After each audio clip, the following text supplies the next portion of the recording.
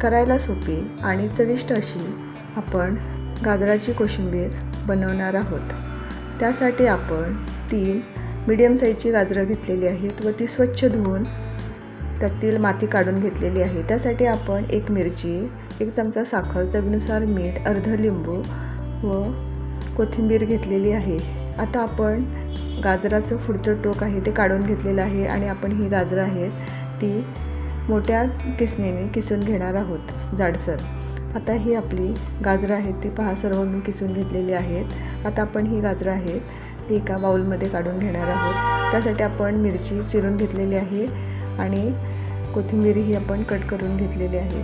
आता आपण गाजराचा किस काढून घेतलेला आहे, त्यामध्ये चवीनुसार मीठ, साखर घालून घेतलेली आहे, कापलेली कोथिंबीर तसेच लिंबू आहे ते आपण पिळून घेणार आहोत। व आता आपण हे सर्व मिश्रण आहे ते छान मिक्स करून घेणार आहोत। आता आपण एक पॅन गरम करायला छोटा ठेवलेला आहे, त्यामध्ये 1 चमचा तेल घातलेलं आहे। तेल छान तापलं की त्यामध्ये अर्धा चमचा मोहरी, पाव चमचा हिंग, 5-7 कढीपत्त्याची पाने, कट केलेली मिरची आणि 1 चमचा तीळ आहेत ते घालून घेतले आहे। खमंग फोडणी झाल्यावरती आपण ती कोशिंबीरीवर घालून घेतलेली आहे। पहा खमंग असा वास येतो आणि खूप चवीला अशी छान लागते। हे आपण त्यामध्ये मिक्स करून घेतलेली आहे। ही कोशिंबीर आपली तयार झालेली आहे, चवीला खूप छान लागते।